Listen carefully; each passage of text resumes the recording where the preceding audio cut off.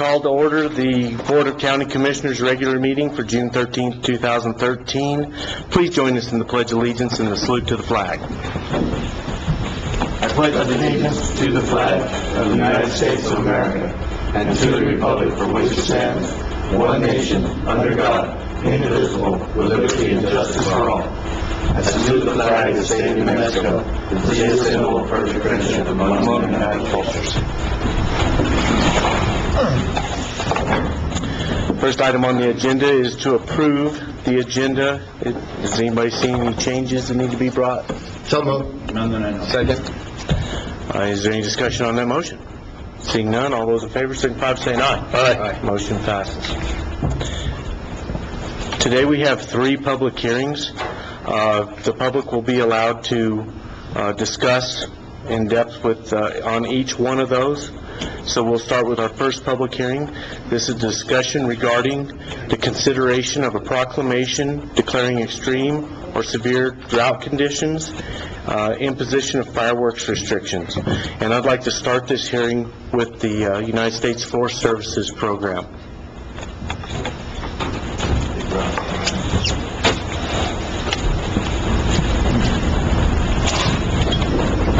Can you hear me? Yeah, I guess Thank so. you. Commissioners, Chairman, I just wanted to take a few minutes and kind of give you a look at the fire weather that's predicted, kind of take a small look and then kind of expand out. So from the 7-day outlook up through the month of June, and kind of a outlook as far as the conditions we're seeing on the Gila National Forest adjacent to and within the county of Grant. So first slide, please. It's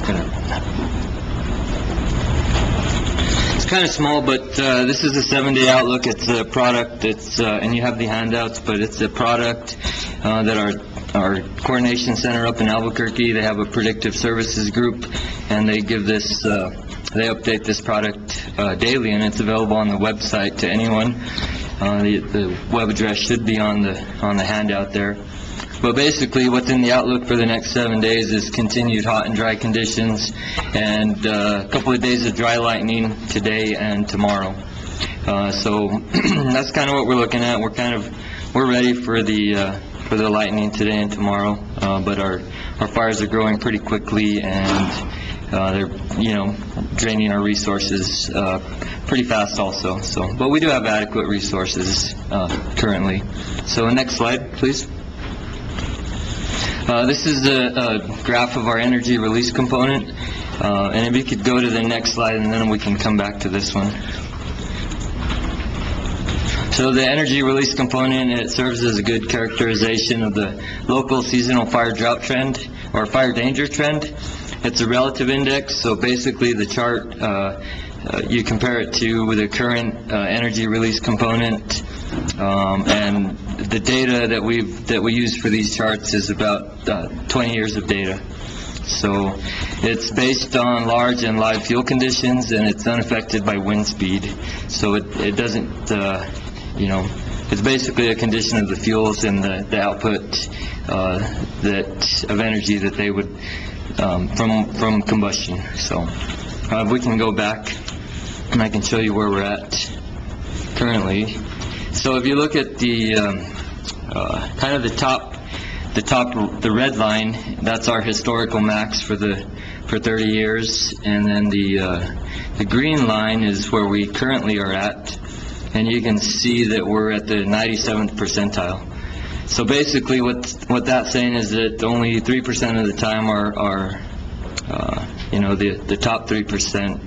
We're only there 3% of the time in 30 years worth of data. So our conditions are very extreme.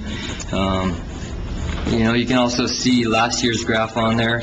I believe that's the gray line on there, and I think we are at or near that line from last year. So similar conditions to last year. Next slide, please. Next one, I'm sorry.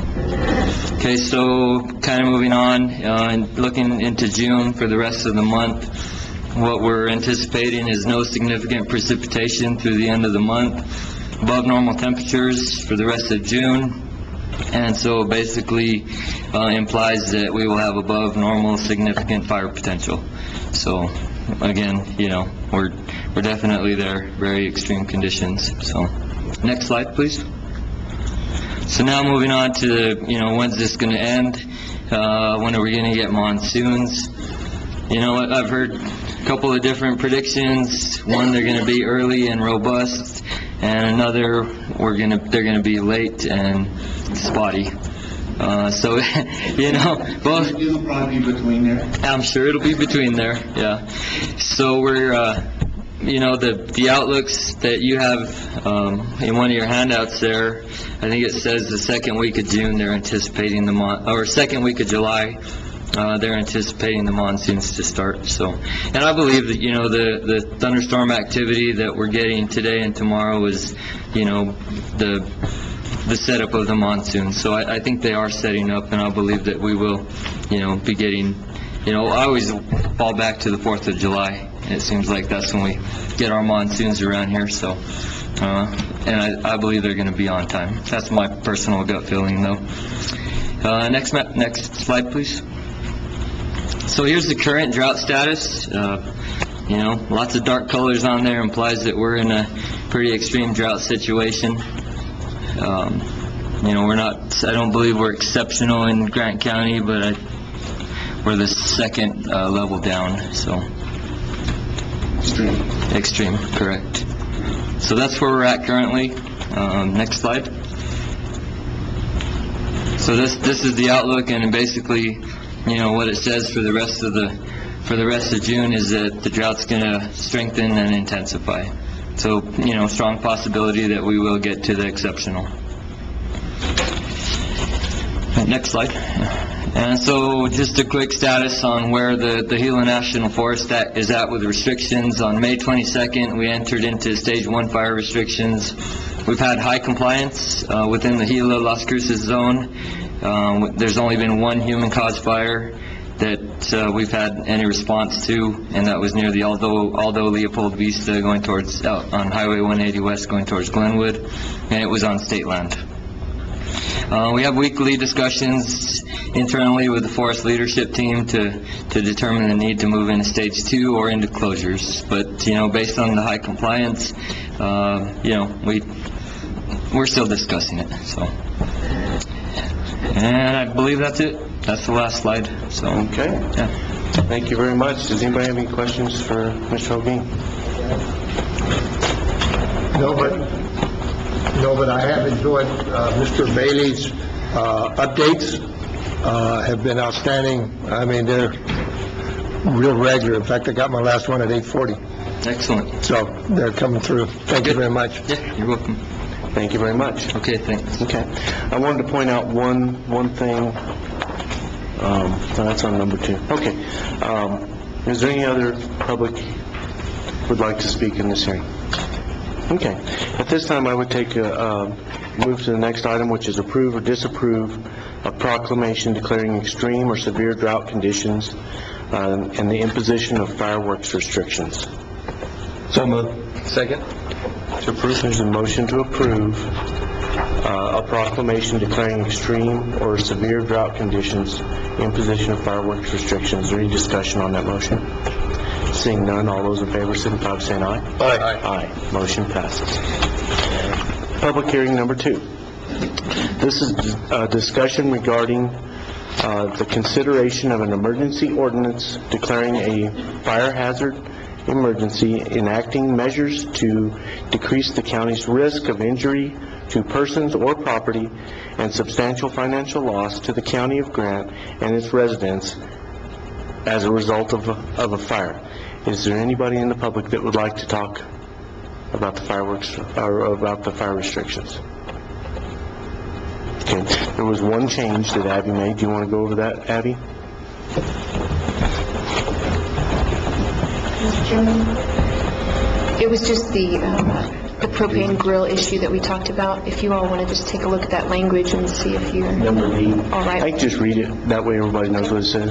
Covered propane grills are generally allowed on areas of barren dirt, pavement, concrete, or a similar surface unless determined to be a fire hazard by an enforcing officer was added, so we didn't make propane grills. Just clarification Yeah. for the citizens and those enforcing it. Okay. So we'll move ahead. Approve or disapprove ordinance number 1303. Mr. Chairman, I'd like to make the motion that we approve the ordinance number 13-03. Second. There's a motion and a second to approve 1303. Is there any discussion on that motion?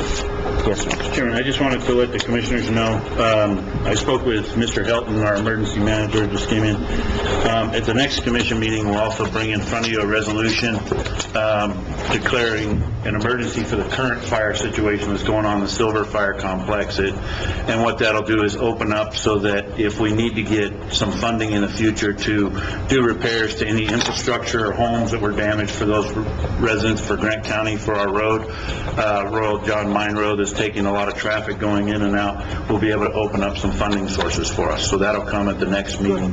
Mr. Helton and I were talking about it. It'll be something separate than this. It's not a restriction. It's just declaring a state of emergency for that fire that has happened. Similar to what we did with the flood potential in Cliff Gila because of the Whitewater Baldy Complex fire last year. Okay. Any further discussion on the motion? Seeing none, all those in favor signify by saying aye. Aye. Motion passes. Public hearing number 3. Discussion regarding the consideration of an ordinance entitled County Capital Outlay Gross Receipts Tax. Is there anybody that would like to speak regarding the consideration of an ordinance entitled County Capital Outlay Gross Receipts Tax? Mayor, you want to say something? Thumbs up. Did you get a good picture of that? Thumbs up. All right.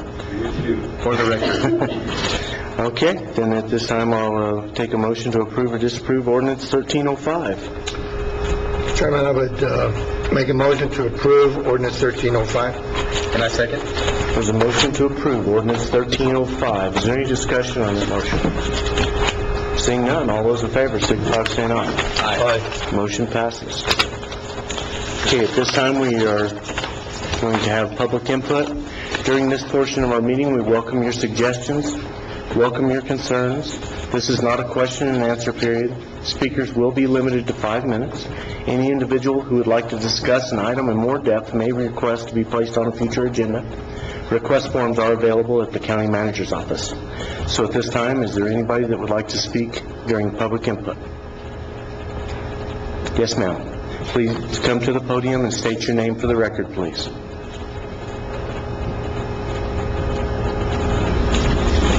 Good morning. My name is, can you hear You me? need to pull the mic down just a little bit. Good morning. My name is Yolanda Milano, and I'm here representing the Grant County Relay for Life. And I was just asked to speak on behalf of Amanda Gray. She's our publicist.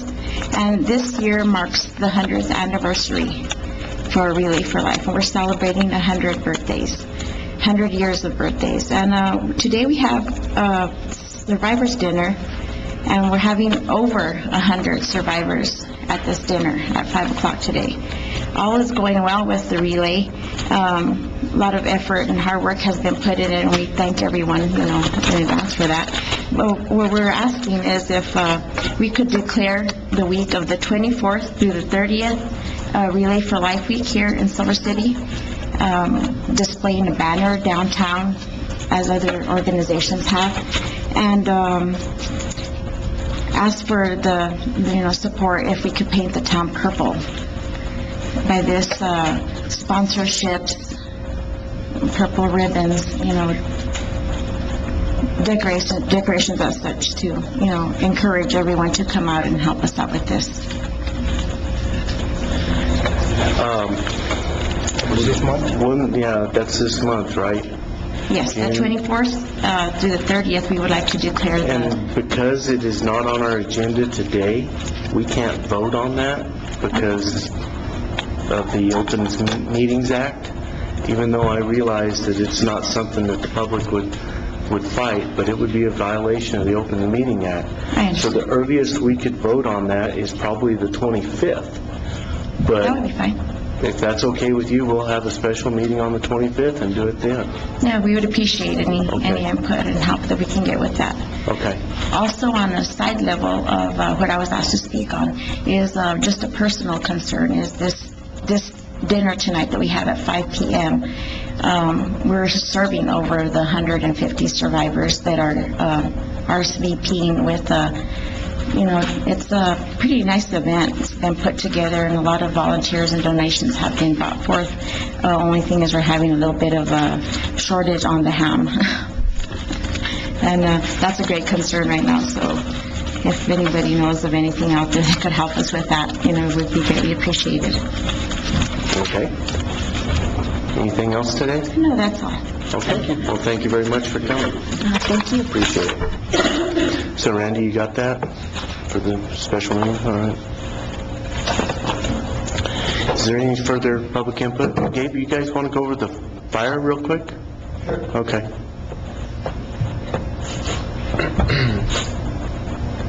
I know you got to talk about extreme conditions, but you really didn't get to talk about the fire. So I need to point out the map. So basically, just Yes, sir. to get a current IR map of the fire, which is infrared imagery that was taken last night, I think probably around 10 o'clock. But the current fire size was about 17,000 acres. And just basically kind of going around here to give you an idea for our actions that we're taking. Basically on the south end of the fire, we have identified roads that we are currently improving, and we're basically building indirect fire line. We're not able to go direct on this fire because of the inaccessibility of the steep terrain, the fuels. So we're gonna take a step back and take advantage of some roads that are in the area. We're gonna prep them. Roads do help. They do help. We're gonna prep them, and eventually we'll probably have to do complete some firing operations to secure those lines. When you say firing operations, you mean backfires or? Some burnouts, yeah. But we'll wait till the fire approaches the line. It's not going to be big, large-scale burnouts. Right. And the exception to that is we may have to do some, if there's any interior stuff that we see as posing a threat to those lines, creating large columns that may bend over and throw embers and create spot fires. We may try and do some aerial ignition to light those off in the evening time so that we can secure those and they have time to cool off before the daytime heating. So there may be some of that. So that's what we're looking at on the south end here. Basically, we have those identified and we're currently working to prep those. Now on the north end, that's a little bit of a different story. We don't have the opportunities in there that we do on the south. We are approaching the Aldo Leopold Wilderness on the north end. So in the wilderness area, basically all we have is trail systems. So we're looking at drainages, we're looking at ridge stops, any opportunities that we can. We're just basically scouting at this point to find those good places to put in some control lines. It's going to be challenging. I'll tell you right now that there aren't a lot of opportunities up there. And what we may end up having to do is just keep the fire, maintain the lines. We've identified kind of a big box picture and forest roads on the edges of the wilderness. We may need to look at those and, herd the fire into the wilderness. That may be our best control feature, is to herd it into some old fire scars. Because we do have a lot of fire history in the Aldo Leopold, pretty dramatic fuel type changes. We go from the current mixed conifer that the fire is burning in, which is the tall timber and big trees, and into some more brushy fuel types from the older burns, the McKnight fire from 1950 and some other burns in there. So those may be our control features on the north end. But we are looking for other closer opportunities to engage the fire closer to its current perimeter. Mr. Chair, Yes. it appears that we have a movement to the south, more so than the north now.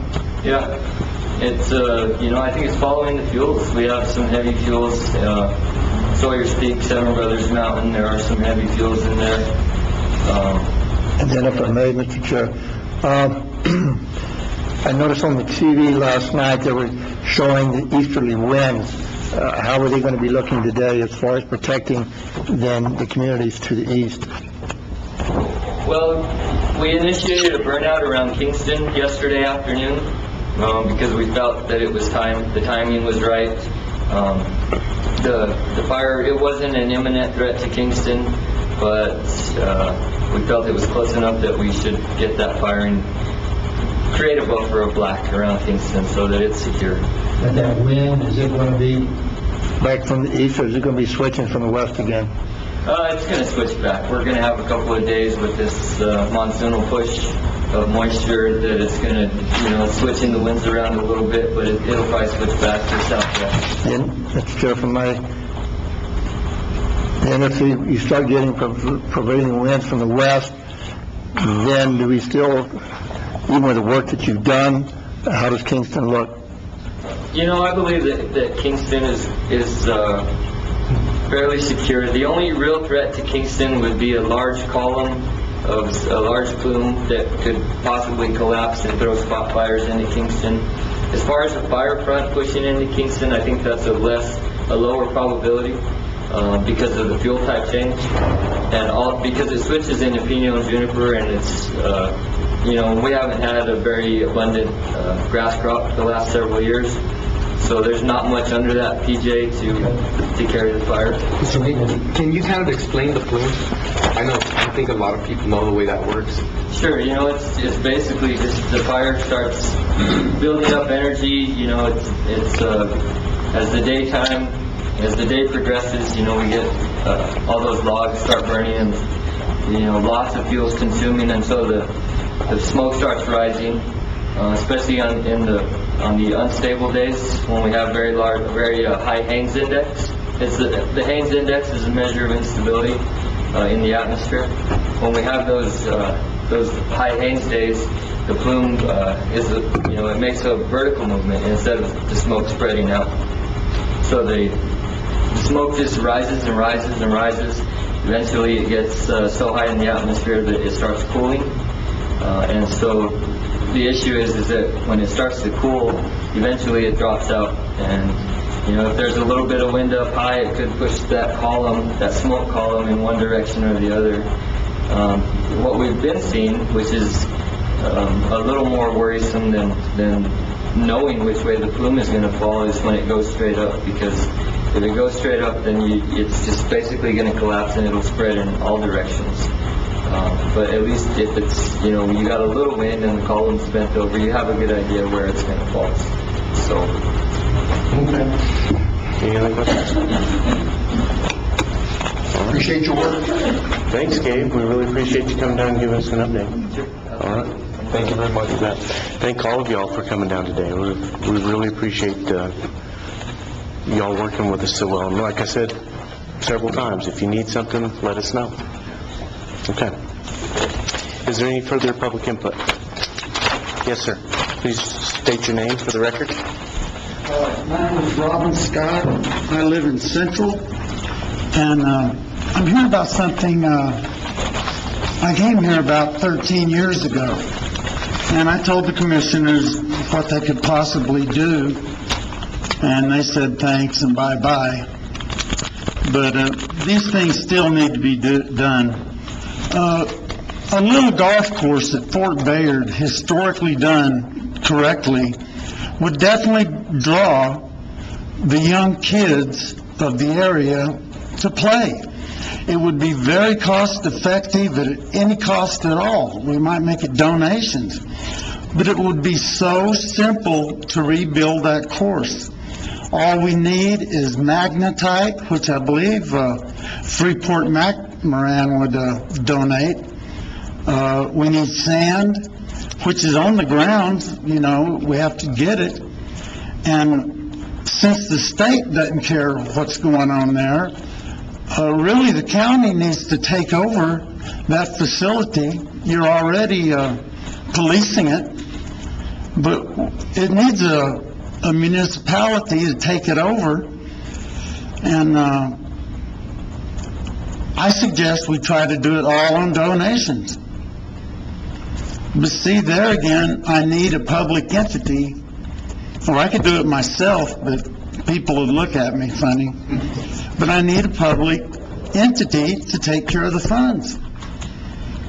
And I'm not kidding when I say, for less than $10,000, you're going to have a working golf course, which the Hispanic and basically the low-income people can afford to play.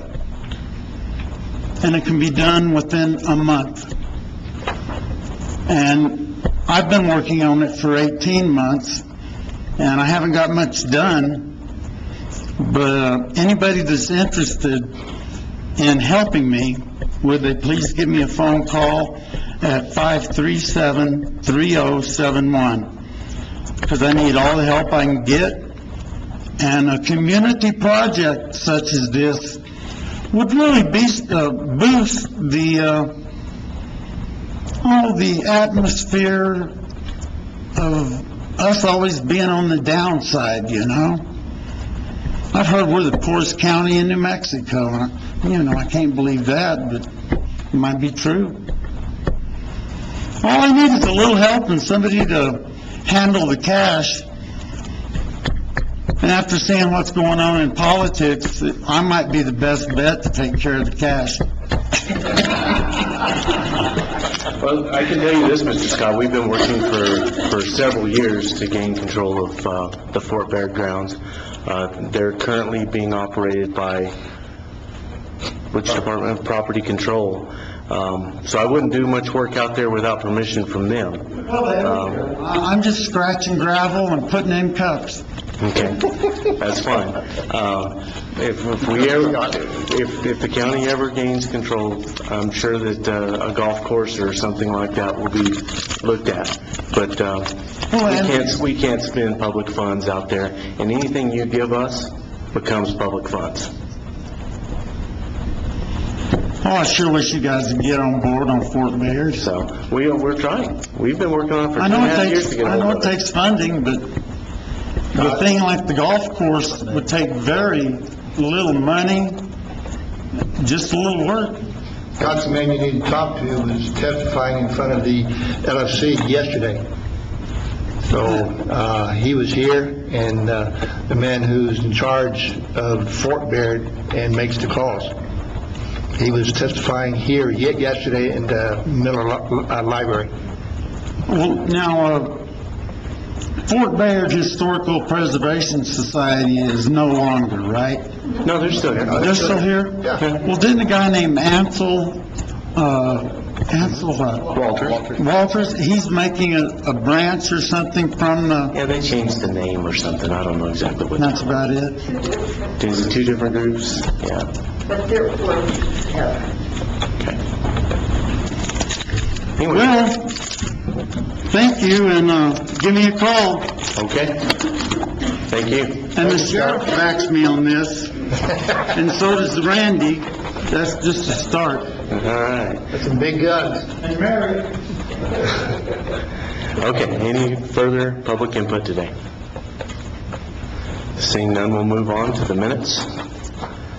Can I get a motion to approve the May 21st, 2013 work session minutes and the May 23rd, 2013 regular meeting minutes? Mr. Chairman, if I may, I'd like to make a motion to approve the May the 21st, 2013 work session minutes and approve the May 23rd, 2013 regular meeting minutes. Not second. There's a motion and a second to approve both sets of minutes. There's a discussion on that motion. Seeing none, all those in favor signify by saying aye. Aye. Motion passes. Financial reports. John went over the expenditure report on Tuesday. Do you have anything to add, John? Yeah. No, sir. Okay, anybody have any questions of John on that? Okay, then I'd ask for a motion to approve the June 2013 expenditure report. Mr. Chairman, I'd like to make the motion that we approve June 10th, 2013 expenditure report. Second. There's a motion and a second to approve the June 10th, 2013 expenditure report. Is there any discussion on the motion?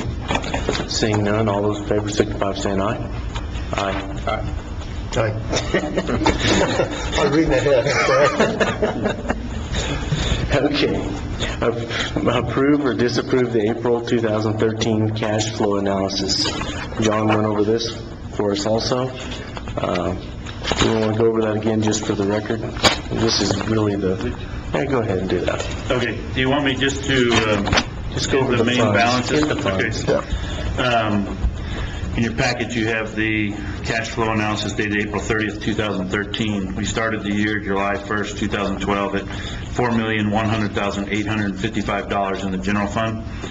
After revenues, transfers, operating expenses through April 30th, 2013, our balance at April 30th, 2013 is $2,874,310.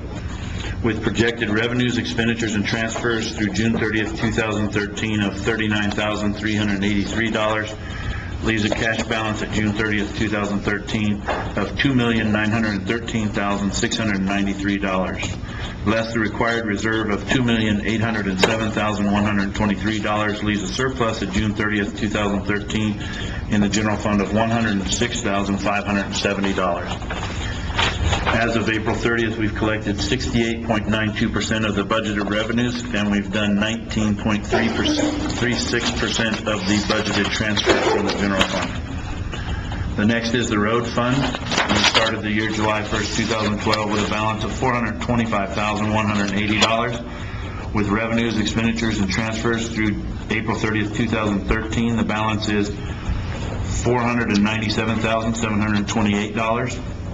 Less projections of revenues, expenditures, and transfers through June 30th, 2013 of a positive $179,321 leaves a balance at June 30th, 2013 of $677,048. Less the reserve of $130,935 leaves a surplus at June 30th, 2013 of $546,113. The next is Corrections Fund. Started the year July 1st, 2012 at $394,379. With revenues, expenditures, and transfers as of April 30th, 2013, the balance is a negative $797,947. Projections through June 30, 2013 of revenues, expenditures, and transfers is a positive $843,228, leaves a cash balance at June 30th, 2013 of $45,281. Thank you very much, John. Can I get a motion to approve the April 2013 cash flow analysis?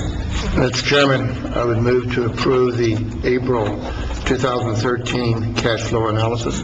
And that second? There's a motion and a proper second to approve the April 2013 cash flow analysis. Is there any discussion on that motion?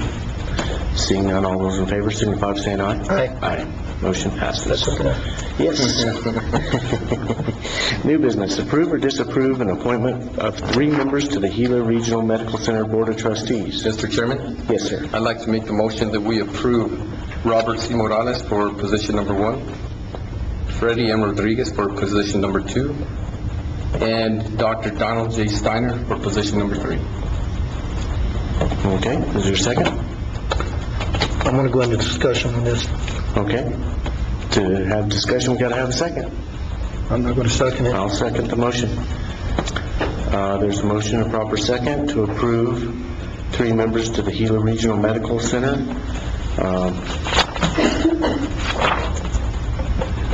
Freddie Rodriguez, Robert Morales, and Donald J. Steiner. Is there any discussion on the motion? Mr. Yes. Commissioner? First of all, I think it would be proper to break it down rather than doing them all to who is going to get the 3-year and which one's going to get the 1 year, first of all. And next of all, I would highly recommend, I know there's been a first and a second, or a motion and a second, but Mr. Wilmot is highly qualified for the job, and nothing against Mr. Morales. I certainly support Mr. Rob Rodriguez, but Mr. Wilmot is highly qualified, and I think that's the type of people that we need on the board. And I could go ahead and clarify why I chose Mr. Morales. Mr. Morales was the only board member that actually came to the commission and came and spoke to us personally and told us about the disaster at that hospital. Now, anybody that steps up and puts their neck on the line, I think deserves another opportunity to continue representing us on the board. Commissioner, correct me if I'm wrong, but you did, when you nominated these people, Number you one. did speak to each one in their term. So number one was Robert? Yes, sir. Number 2 was Freddie M. Rodriguez, and number 3 was Dr. Donald J. Steiner. So Robert would be the one-term representative, Yes. Freddie would be the three-term representative, and Dr. Steiner would be a three-term representative. And that's the reason why I chose Mr. Morales. I mean, anyone that's going to come up and actually, he was one of the only board members that knew there was problems there, and he brought them to us. So, I mean, I definitely appreciate that. There's a motion and a second. Is there any further discussion? Yes, sir? Just for clarification, I wanted to point out, it's a 1 year, the chairman said term, it's a 1 year term, a 3-year term, and a 3-year term for Steiner. You said 3-term, Oh, I'm sorry. so I just wanted to Yeah, clarify 1 year that term. there. 1 year Mr. term, Morales we're not is appointing him he's for been multiple nominated for a terms. 1-year term. Mr. Morales has. Mr. Rodriguez has been nominated for a 3-year term. And Mr. Steiner has been nominated for a 3-year term. Okay. Is there any further discussion? No, just the way the motion is stated, I'm not going to be able to vote for it. I'd certainly support, as I said, Dr. Steiner and Mr. Rodriguez, but I would, not that I have anything against Mr. Morales, I think he's a fine man, but I think that Mr. Wilmot is a better qualified person to handle the job. Okay. I'm going to call for the vote. Okay. All those in favor signify by saying aye. Aye. Aye. All those against, nay. Nay. Thank you.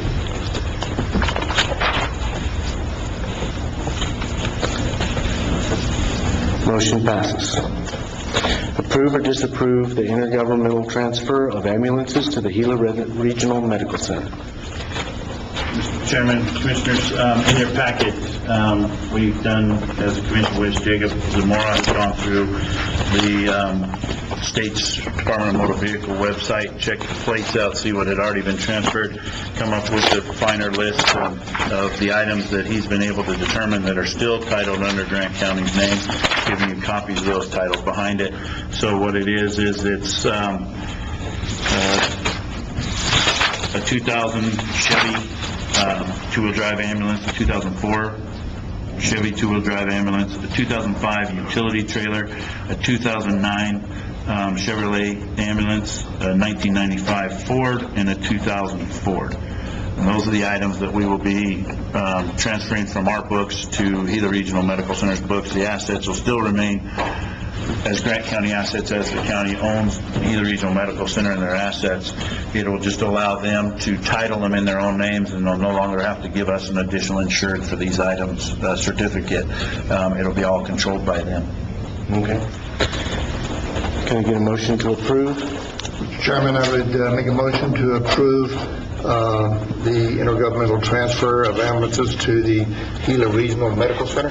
And I second. There's a motion and a second to approve the intergovernmental transfer of ambulances to the Gila Regional Medical Center. Is there any discussion on this motion? Seeing none, all those in favor signify by saying aye. Aye. Motion passes. Approve or disapprove an appointment of the county assessor to fill an unexpired term. First of all, do we have to accept the resignation?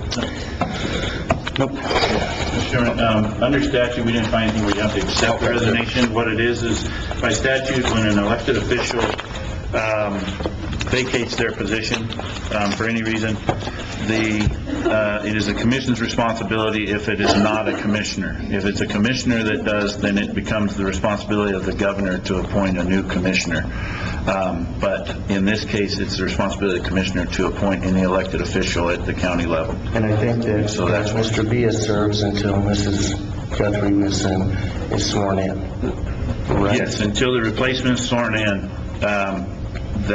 he is the standing elected official. Okay. And as I pointed out, we spoke with the judge, so if the commissioners do something today, at this point in time, Judge Laney from the Magistrate Court has told us that she is available at 5 o'clock today to do the swearing in so that the new assessor can take their place if the commission chooses to appoint one today. The reason I can say Mrs. Guthrie, because she's the only applicant. She didn't want to give you a letter. So, okay, approve or disapprove the appointment? Mr. Chairman, I'd like to make the motion that we approve the appointment of Mary Guthrie to the county assessor position. Second. There's a motion and a second to approve the appointment of Mary Guthrie to become Grant County's new assessor. Is there any discussion on that motion? Anything? You. Thank you, Mr. Chairman and members of the board. I just want to say that I want to thank the people of Grant County for all the support over the last 6.5 years. I think the assessor's office is in good hands. I actually, more importantly, want to thank my staff for the amount of work they've done over the past 6.5 years. We've continued, like I said in the work session, to generate value so that the tax rates applied to those values stay affordable for Grant County residents. I look forward to the challenges of this new position, and my goal will always be to serve the public with honesty and integrity, and I plan to do that in this new position.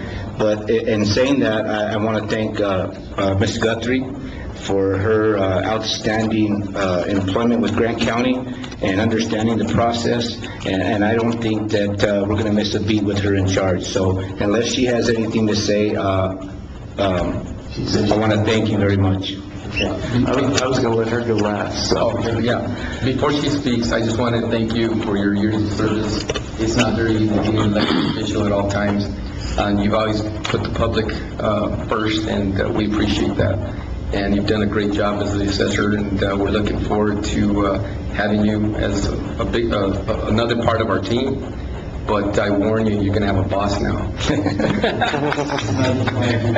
What I said yesterday, Randy, is that you serve the public well as an assessor, and you're going to be taking your leadership and your experience and your knowledge of the community and the people to your next position, and I'm excited about that. Thank you, Commissioner Ramos and Commissioner Hall. Thank you.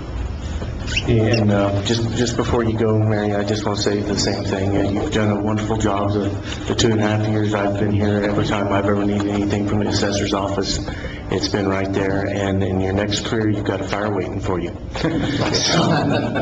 Okay. We've got a job created for you. Gates ready to take you and start working. Yes, Mary. Chairman, Commissioners, thank you for appointing me as your county assessor. I am truly humbled that you would place your trust and your faith in me. I know that being the county assessor comes with great responsibility. This is also an opportunity for me to show how capable I am to be the county assessor. Of course, I can't do it alone. There's a very qualified staff that I will be working with, and at saying that, I know I will not disappoint you. I would like to congratulate Randy Villa on his new position and wish him well as he journeys into a new chapter in his life. I'll definitely miss Randy, working with him. John, you'll love working with him. He's a lot of fun. He's an honest man. He's a good man. He's a good friend. I'd like to also thank Randy Villa and the people that made it possible for me to be standing here today before you, accepting this new challenge. So thank you very much.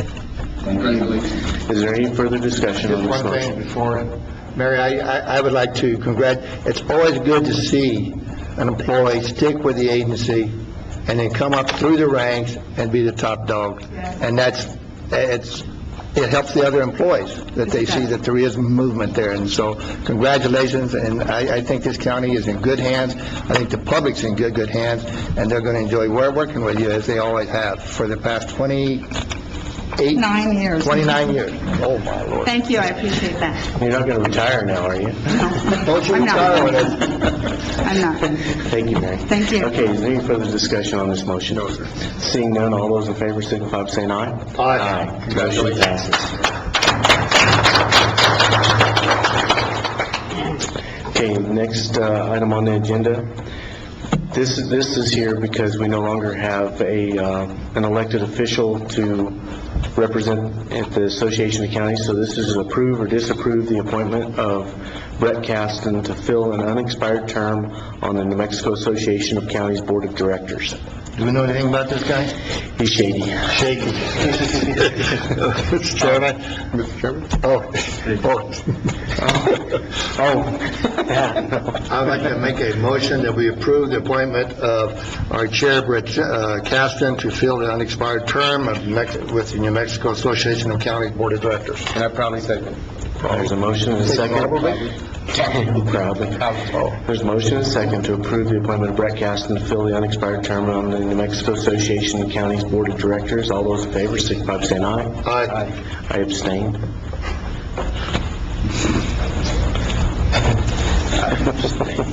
Okay. Approve or disapprove a letter to the state auditor requesting a special audit at the Gila Regional Medical Center. I think we've come up with some new information that may change your mind somewhat on this. So, John, can you go over that? Yes, Mr. Chairman. There's not a letter in your books. What we found out in talking with the state auditor's office is they've changed their program on how they get information to look into items that may be considered possible fraud or not following statutes. They've got a new link on their website, or you can call a phone number, where what you can do is you can go in and report what you feel may be some violations. The things that I've heard is that there's feelings that there could be possible violations of anti-donation because of people being allowed to have airfare paid for to travel home to see family when it's not in a contract or anything. So those are the items that you would put in. Speaking with the state auditor's office, they don't take a letter from agencies anymore. They like to have it go through there, and if they feel there's something to do, then what they'll do is they'll assign it to an investigator that'll come down and take a look at that. So if that's what the commission wishes to proceed forward doing, what we would do is change basically the motion today to have us approve or disapprove reporting of possible fraud or violations of statute on the state auditor's website. Do you think changing the motion that substantially would mess with the Open Meetings Act? I think we're okay because we're still, we can't do it the other way, but we're still seeking the same information of the state assistance. So I think it's clear on here what we're requesting. We're just wording it a little bit different because we're not going to write a letter. And We can postpone it if you're not comfortable. Yeah, and the change for it is due to the state auditor used to accept a letter from agencies. Now they wish to have it loaded in the system, is what they've said. And so it's basically, I guess, writing a letter on the system. You log into their system and you type in the information. Report to. Report. Electronic.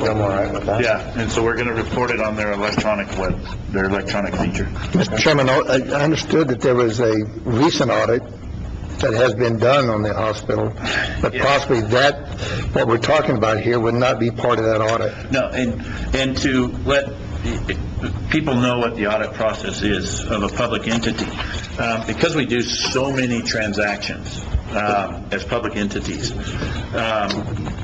when our auditors come in, they come up with a number that they want to sample. And so then they pull random samples of those transactions. They don't look at every transaction we do.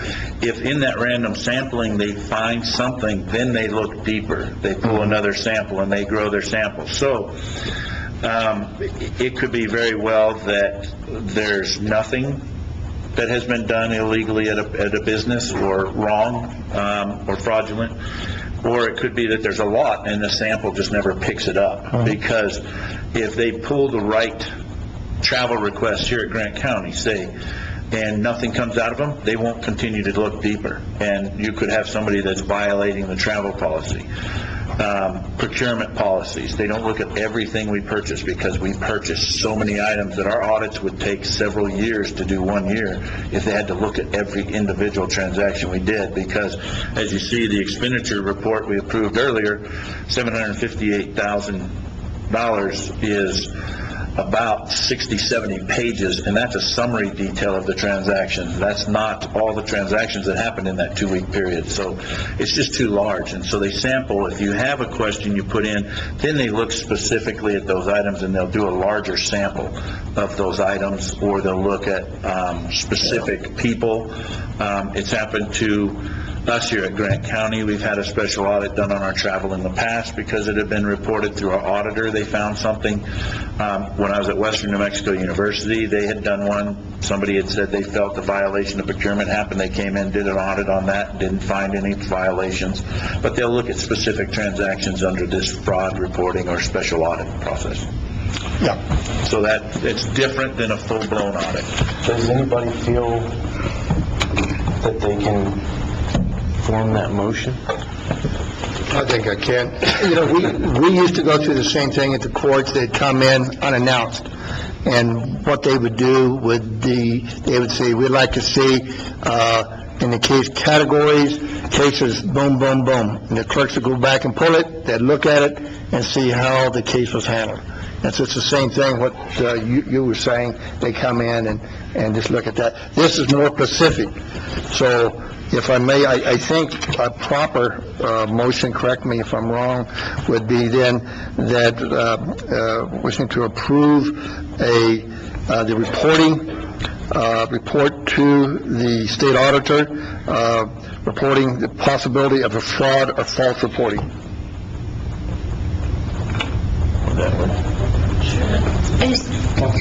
Violations of state law. I think that's fine. I just wanted to point out that we're essentially doing the same, or motioning on the same action that we have talked about before. It's just our method of requesting that audit is different. And so I think because it's the same subject matter, we're fine on the open meetings.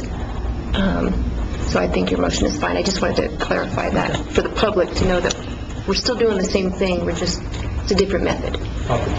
So that's my motion. Did you get that written down, John? Did you write something? No, Ron has it written. Okay. I second. There's a motion and a second on the motion to ask for, can you read it again?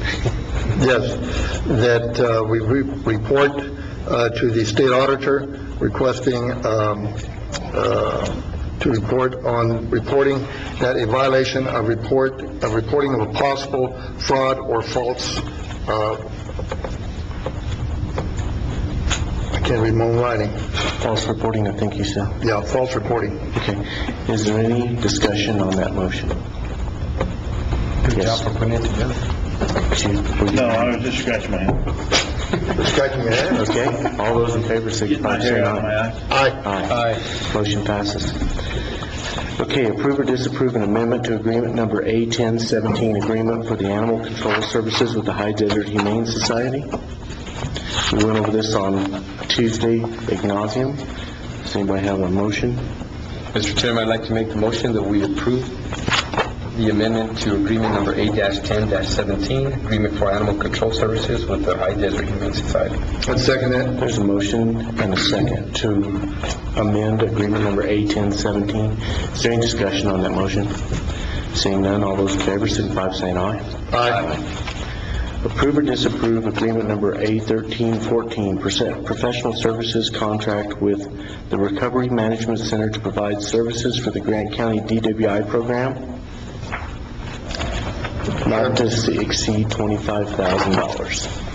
Chairman, I'd like to make a motion to approve agreement number A1314, professional services contract with the Recovery Management Center to provide services for the Grant County DWI program in the amount not to exceed $25,000. Not second. There's a motion and a second to approve A1314. Is there any discussion on the motion? Seeing none, all those in favor signify by saying aye. Aye. The motion passes. Moving into resolutions. Approve or disapprove Resolution R1301A, amendments to the open meetings resolution. Abby went over these. I read them. I feel as though they correctly reflect what the legislature did to us. So, can we get a motion to approve it? So moved. Second. Is there any discussion on that motion? Seeing none, all those in favor signify by saying aye. Aye. Aye, motion passes. Next, item M, approve or disapprove resolution number R 1323, revisions to the vehicle accident provision policy. Abby went over these for us on Tuesday. Yes. I just noticed a typo. About halfway down the page, it says 3. First page? Yes, the first page. It says 3.3 valid license revised August 2010, and it says revised March 2013.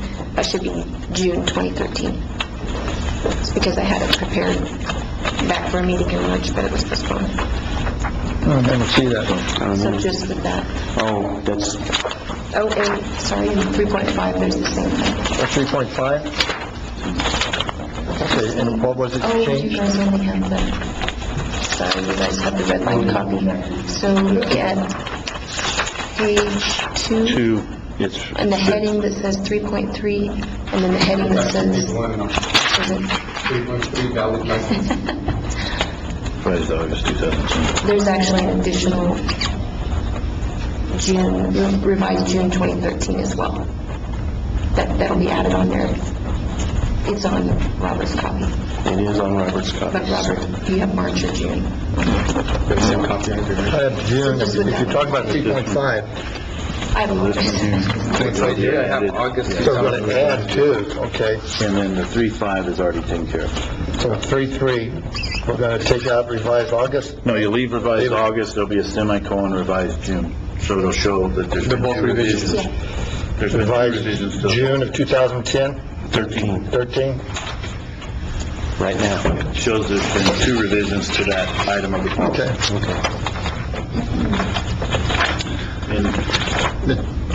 and Mr. Chairman, I just wanted to let the commissioners know that we did speak with the union after last Tuesday's meeting, and they've looked at this. We've satisfied their concern they had with it, with no changes. So it was just a clarification they asked for, and they're reviewed and fine with the policy.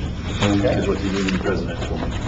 Okay, can I get a motion to approve this as amended? Mr. Chairman, I would move to approve Resolution R 1323 with the revisions.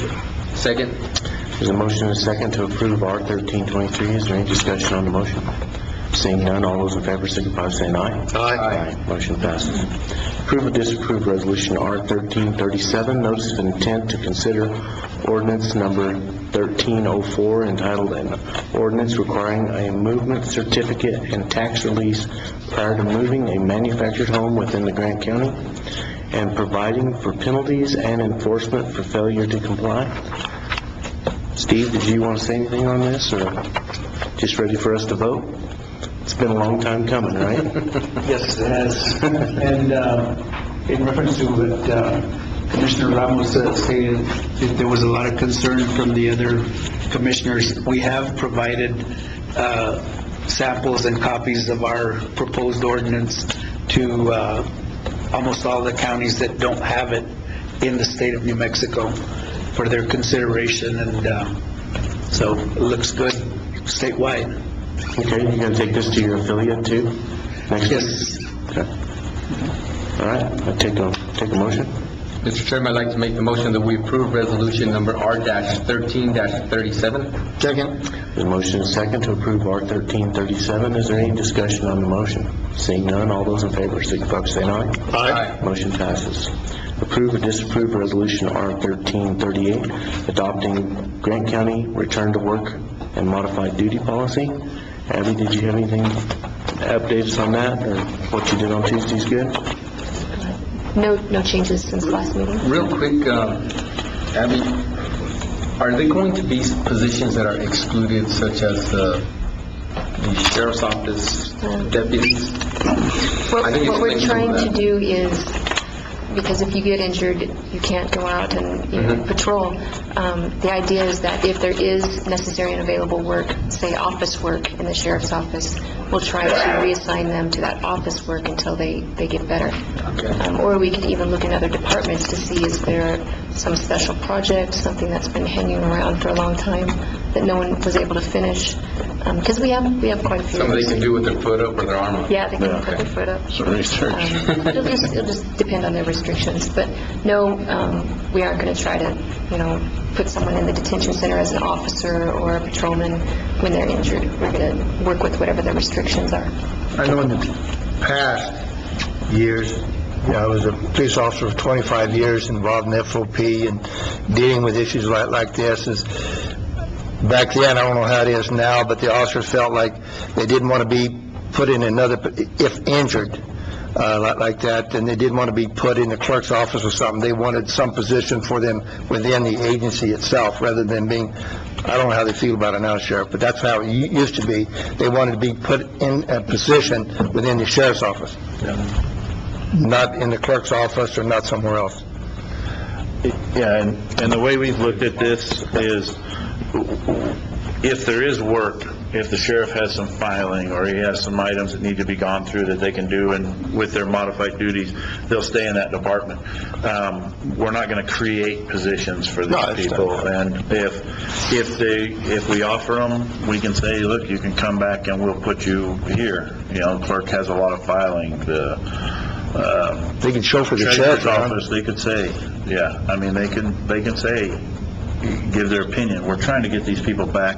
Some of the people we're looking at are people that have gotten hurt off the job that aren't workman's comp. Some are workman's comp, that they can come back at half, or part light duty.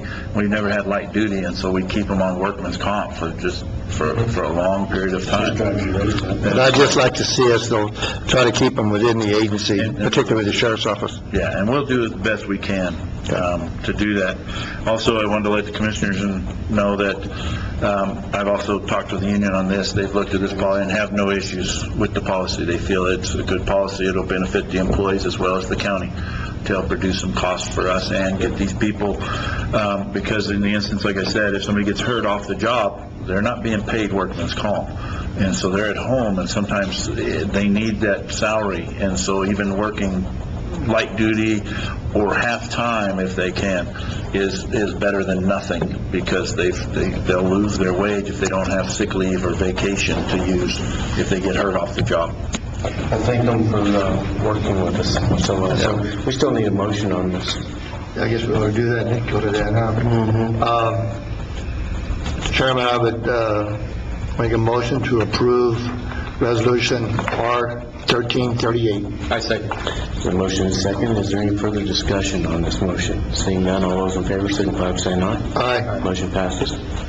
Approve or disapprove Resolution R 1339, calling for a special election regarding the imposition of a county capital outlay gross receipts tax of 0.25%. We have Perry in the audience. Did you want to talk, Perry, at all? Yeah. The author.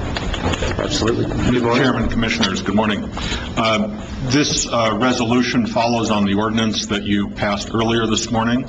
That ordinance does not go into effect unless approved by the voters of the county. This resolution would call for a mail-in election on August 19th. If the election is successful and the results certified to the state as required by statute, the tax would go into effect on January 1st. Be happy to answer any questions you might have. Anybody have any questions for Mr. Bendix? No, I've read it over. That sounds correct. I can live with it. All right. Can I just wanted to state that this isn't property tax again. We've got to let people know that, because I've been told, well, I'm against it because my taxes are going to go up. Well, gross receipts tax will go up, and 40% of our gross receipts that are collected are from out-of-towners. So I think that kind of a deal. I think after the motion is made here, the next item for all of us in the communities that are working on this is the publication of how all this is really going to happen, because there's so many bad rumors out there. And Mary Alice is going to help us with that. Thank you, Perry, very much. So, thank you. Can I get a motion to approve this? Oh, go ahead. Mr. Chairman, I'd like to make... I'm sorry?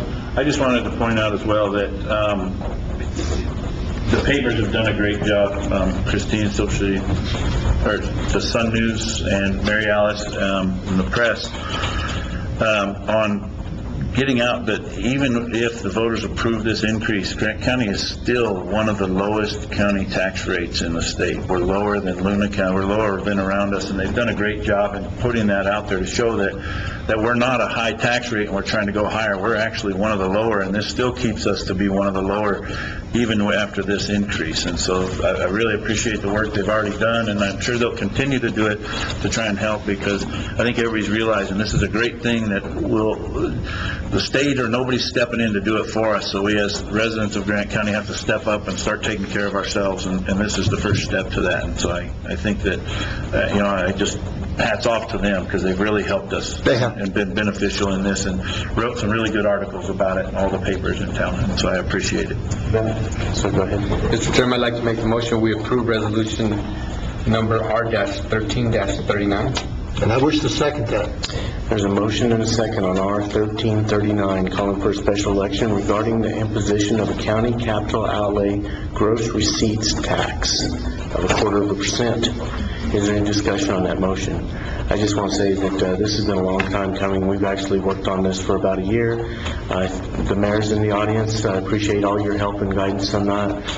Dr. Shepard was also very instrumental in helping us with this. So this is a first step of getting this done. So at this time, I'll call for the vote. All those in favor, signify by saying aye. Aye. Motion passes. Thank you very much. Approve or disapprove resolution number R-1340, authorizing the Grant County DWI program to establish a probationary fee for the purpose of providing supervised misdemeanor compliance monitoring and tracking, to set a fee for the purpose of administering the court-mandated screening. Thank you, Mr. Chairman, Commissioners. At Tuesday's work session, we spoke about this, adding this to the agenda. I sat down and I spoke with Cindy McLean, our DWI coordinator, and we've come with this resolution, taking the one she had. Basically, what we're saying is that we have, as Grant County, we have an established supervisor misdemeanor compliance monitoring and tracking program.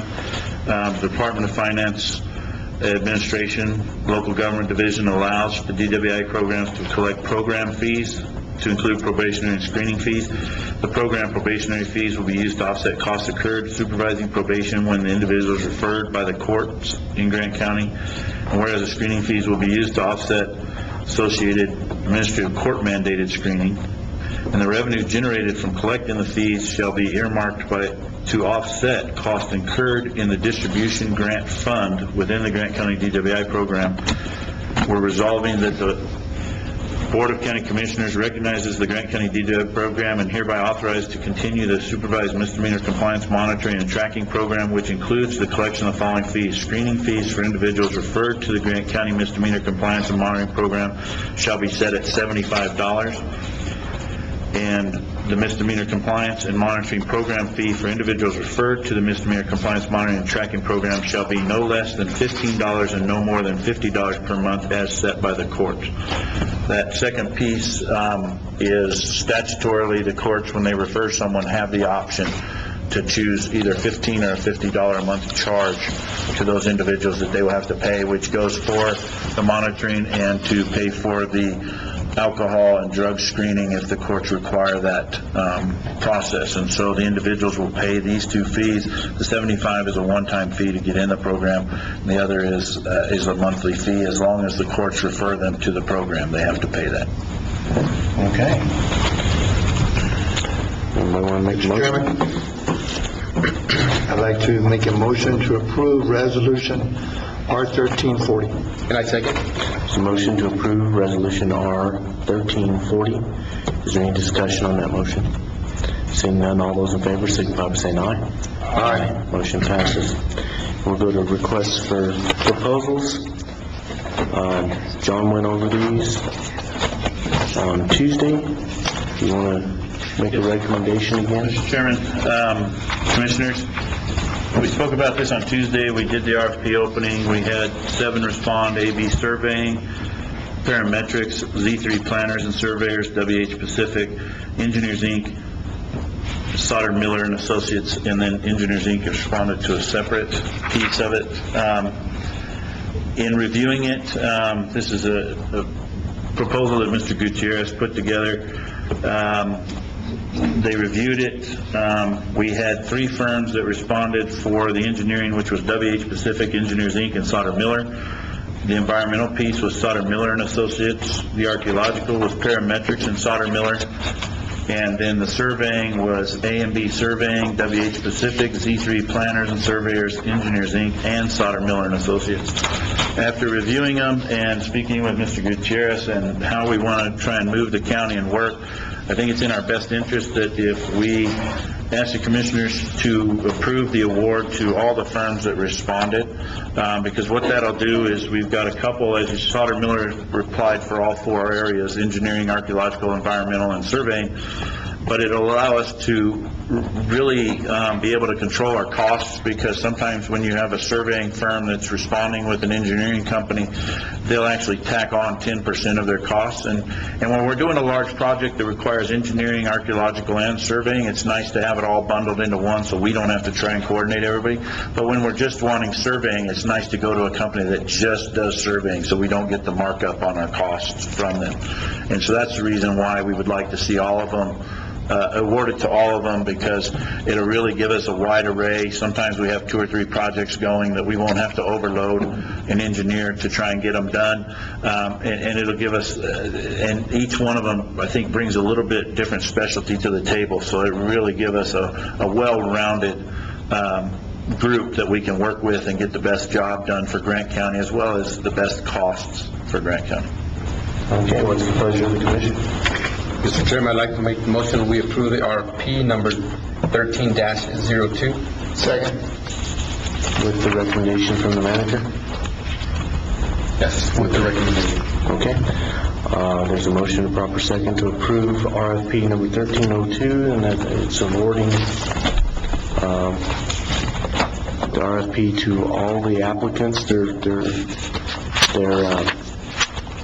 scores were all very, very close. So we're going to award to all applicants and let the planning department pick and choose. So is there any further discussion on the motion? Seeing none, all those in favor signify by saying aye. Aye. Motion passes. County reports. Sheriff, do you have anything to add? Mr. Chairman, I have nothing to report. I'm going to let you go last, Randy. Mr. Treasurer? Mr. Treasurer, nothing? Okay, Mr. Clerk? We got you a little work to do. Anthony? Sure did. Okay. Anthony?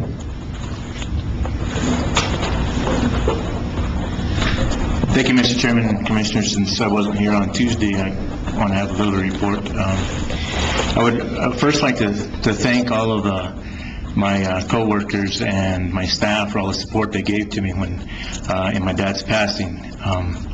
It's amazing how even a ton of the members of the community have come up and offered their condolences, and one of the things that are unique to our area, I think, is that everybody's first thing that they tell me is they ask if there's anything they can do, and so that means a lot to me and my family, and it proves 2 things. That number 1, we have a caring community and a caring local government, and second, that maybe I myself, as the representative of the local government and the community, I'm doing some good things. So I sincerely appreciate that.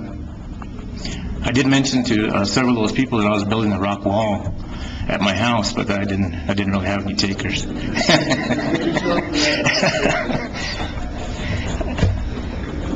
Second, I just came back yesterday evening from a international economic development conference in Ann Arbor, Michigan. It was probably the most enlightening and informative either conference or class or anything I've ever been to. Most of the speakers were from the Michigan area, and it's amazing to see the collaboration and the community the awareness of how the community makes a difference. I think that I got a ton of new innovative ideas. I came back with some methodology that it really far exceeds or doesn't really, things that we don't ever even, I haven't even heard in conversation here. And so I think that we need to take another look at how the community and the local governments, our university, how people really respond to trying to keep our children and our students here. We talk about a new potential capital outlay tax that could improve the quality of life. They didn't even speak about that. They spoke about the things that the community can do to help support the entrepreneurs and the young people in the high schools and even in the younger grade schools on their ideas and how to develop those in the community. From a new way is through a thing called co-workers, where all they did was take an abandoned building. They opened them up to, they put high-speed internet in there and a few tables and chairs. And the community of Ann Arbor has turned one of those into an extremely vibrant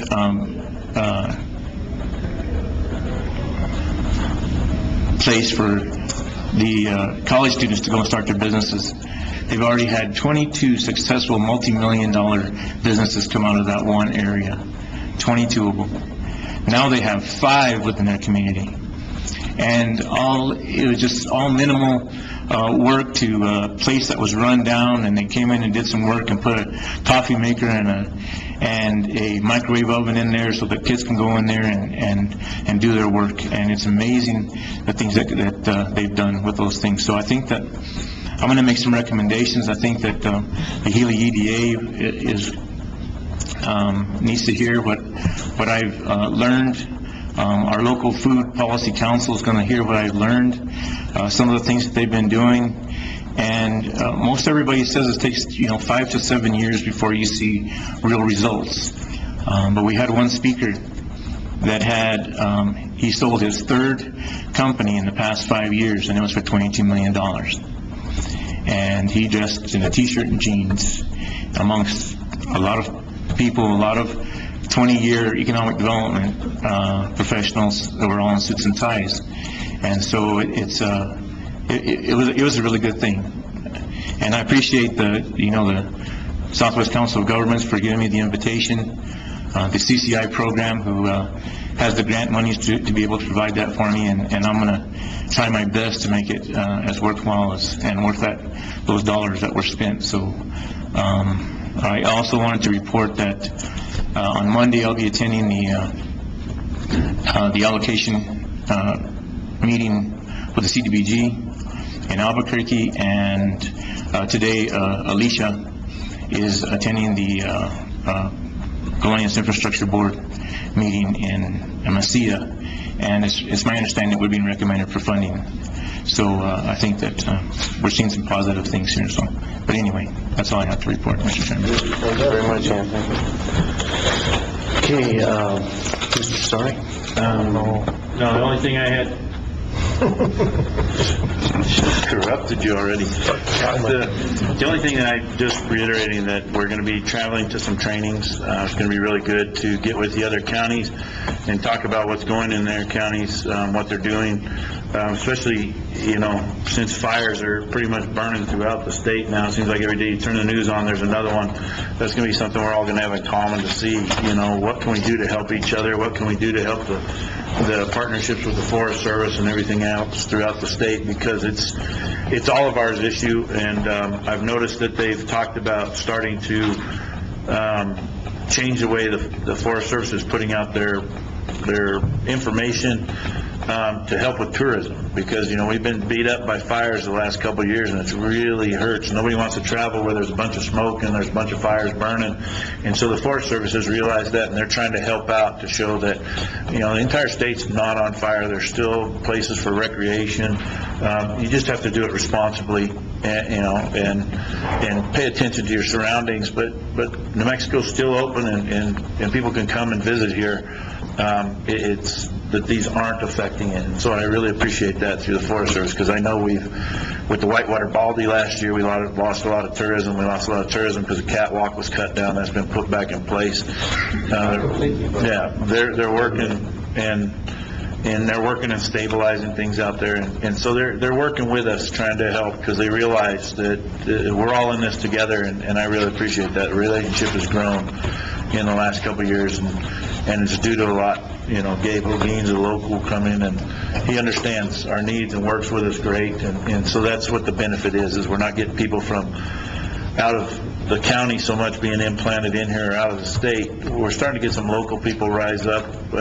Happened today with Mary, internal person rising up. So we're starting to keep us to where we can all work together, and we've built those relationships and they're not being broke down. So I appreciate that. And I just wanted to point that out to everybody. That really shows how much we're working together. And even the papers, like I said, are working with us to get our word out and get everything. So we're all one big group here now. That's where we need to be. Okay. Thank you, John. Commissioner? No, I just, I realize the fear that it puts in people's hearts when they see a day like yesterday. We're covered with smoke and such, and it's reading the stuff that Mr. Bailey has been putting out to me shows that, and they have a big billboard out in front of the building today and such, just everyone jumping in and trying to resolve these things. And whenever the public sees the government working for them and for their safety and health, then that's good. I think we've made some good decisions today. I may argue with one, but other than that, I think it's pretty good. So that's a win. And we've got a new man on board, going to be taking care of some stuff, so I'm excited about that. And his replacement is a good choice, Randy.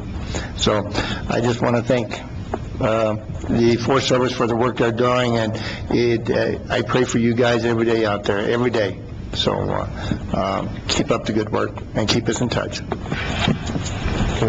I think we failed to put the baseball program from Cobre on this meeting, and the softball program from Silver, both state champs, also the track team.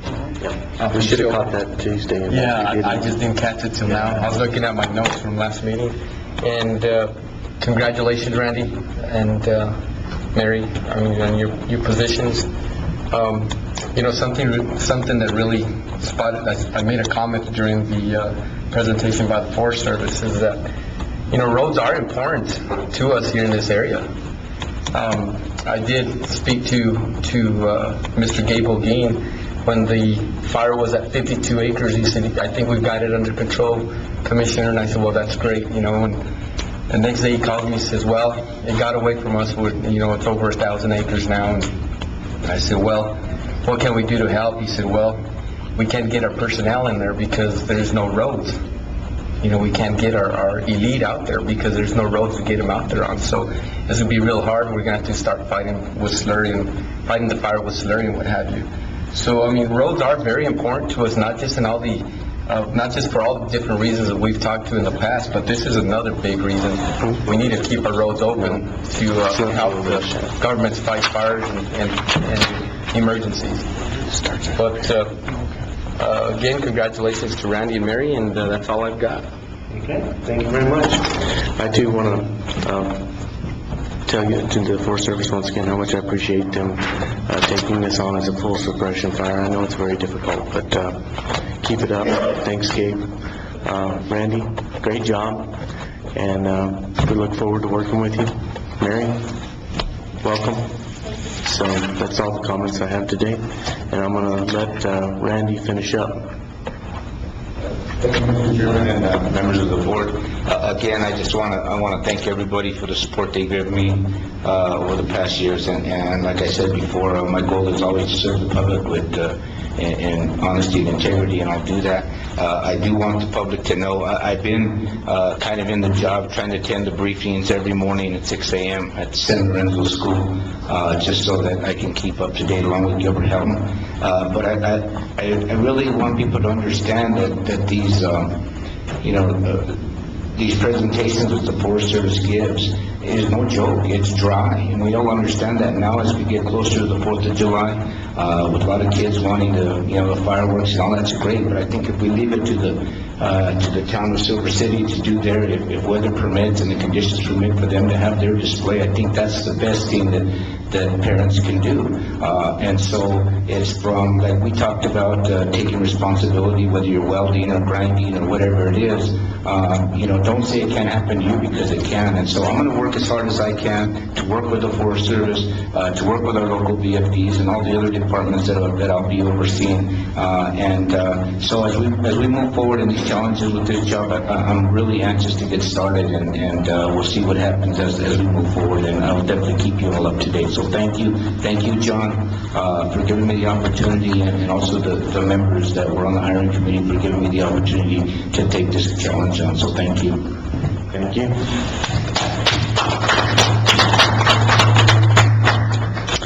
And with that, I'll take a motion to adjourn.